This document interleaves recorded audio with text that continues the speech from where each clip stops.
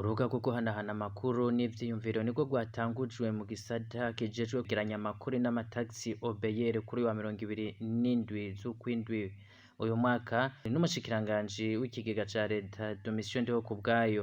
Mu birori vyo kugurura ubwo buhinga bushasha, umushikiranganji w'ikigega ca leta Domitien Ndihokubwayo asigura ko ubwo buhinga buzofasha abadandaza kubona ibikenewe aho bashobora kwitura n'uburyo bagenda bitwaje batarenze gutakaza umwanya canke amafaranga baterefona. Duhejeje gutanguza urubuga ruha amakuru agezweho abasanzwe bari mu vyo gushora ibidandazwa biva ngaha mu gihugu cacu bija hanze y'igihugu canke biva hanze y'igihugu vyinjira ngaha mu Burundi, eka mbere ndetse n'ibica ngaha mu Burundi birengana bija mu bindi bihugu duhana imbibe.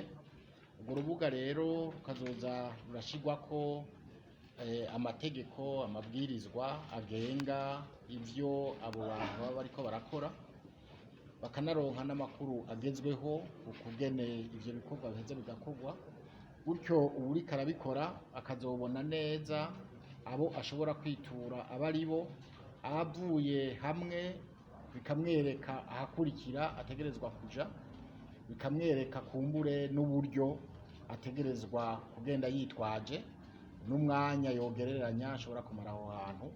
Gutyo ivyo bikazotuma abariko baragira urudandazwa cyane cyane babandi bafasha kugira ngo ibidandazwa bisohoke canke vyinjire bashobore gukora bisanzuye bafise amakuru akwiye. Ivyo bizofasha cyane gose kubera ko muri iyi minsi iheze wasanga umuntu abaza telefona hirya no hino ati mbega mwumbwira nagomba gukora iki gikorwa hakenewe iki, ugasanga kumbure baramuzembagije cyane gose.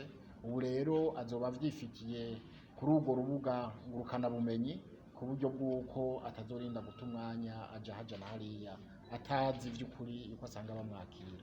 Ikira noneho bizonamufasha mu gihe habaye n'ibibazo yuko acabona neza abashobora kwitura kugira ngo bashobore kumutorera inyishu. Eka na leta ikazoharonkera kunguko mu bijanye n'amafaranga azokwinjira mu kigega nk'uko Domitien Ndihokubwayo abandanya bisigura. Akamaro ubwo buhinga bushasha bugiye kuzana ni kanininya cyane, kuko ubwo buhinga buzotuma ababukoresha basanzwe bari muri ca gisata cyo gushora ibintu hanze canke kubikura hanze vyinjira ngaha mu gihugu, eka mbere ndetse n'ababicisha ngaha mu gihugu babijana mu bindi bihugu duhana imbibe, yuko bazoheza bakunguka umwanya, kubera ko bafise amakuru akwiye bizobatuma badata umwanya munini bariko barayarondera, hanyuma bageze aho baja kurondera impapuro izi canke ziriya impusha, naho nyene bazohungukira umwanya kuko ntibazogenda aho batategerezwa kuja, bazogenda batumbereye hahandi ho nyaho. Ivyo navyo bigatuma bunguka umwanya, bungutse umwanya babungutse n'amafaranga, birajana n'amafaranga, amafaranga bayungutse murumva yuko nico baba baje kurondera mu vy'ukuri barinze bashinga amashirahamwe y'ubudandaji. Ahandi naho nuko na leta izohungukira kuko uko ayo mashirahamwe yunguka niko nayo nyene azoheza akagira ico atanze ku makori mu kigega ca leta.